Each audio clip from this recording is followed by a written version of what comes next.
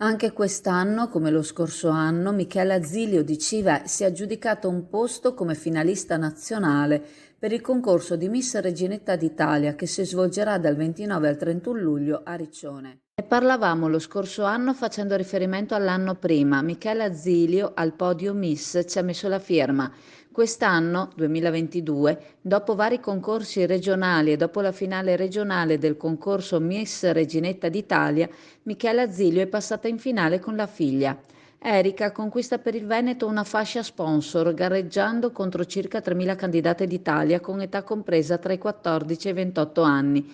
La Zilio invece ha partecipato come concorrente Lady Over, signore con età compresa tra i 40 e i 50 anni, e anche quest'anno si aggiudica un posto sul podio, un secondo posto in nazionale conquistato tra tutte le oltre 2.500 candidate di tutta Italia.